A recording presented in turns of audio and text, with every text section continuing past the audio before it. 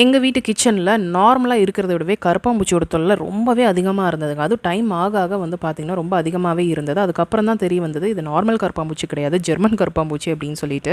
So அது எப்படி control பண்ணுறது அப்படின்னு தெரியல. அதுக்கப்புறம் தான் எனக்கு தெரிஞ்சவங்க மூலயமா வந்து பார்த்திங்கன்னா OxyVibe பெஸ்ட் மேனேஜ்மெண்ட் அப்படின்றவங்கள கால் பண்ணி ஃபுல்லாக எனக்கு பெஸ்ட் கண்ட்ரோல் பண்ணோம் அப்படின்னு சொன்னேன். இது ரொம்ப குட்டி குட்டியாக இருந்தது, ஹெல்த் ப்ராப்ளம் வரும், இது அப்படியே விட்டுட்டோம் அப்படின்னா ரொம்ப சிவியர் ஆயிரும், கிட்ஸ் இருக்கிற பக்கம் இருக்கிறதே நல்லது கிடையாது அப்படின்னு சொன்னாங்க.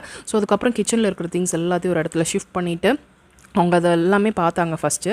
அதுக்கப்புறம் எல்லாம் எங்கெங்கெல்லாம் ஜெல் வைக்கணுமோ அங்கெல்லாம் ஜெல் வச்சுட்டு அதுக்கப்புறம் வந்து பார்த்திங்கன்னா ஃபுல்லுமே ஸ்ப்ரே பண்ண ஆரம்பிச்சிட்டாங்க. இது ஸ்ப்ரே பண்ணினதுக்கப்புறம் வந்து பார்த்திங்கன்னா நம்ம 1 or 2 டேஸ்க்கு அப்படியே விட்டுணுமே, எதுவும் புழக்கம் இருக்கக்கூடாது. அதுக்கப்புறம் வந்து பார்த்திங்கன்னா ஃபுல்லாக நம்ம க்ளீன் பண்ணிவிட்டு வெசல்ஸ் எல்லாமே நல்லா வாஷ் பண்ணிவிட்டு அதுக்கப்புறம் யூஸ் பண்ணணும்.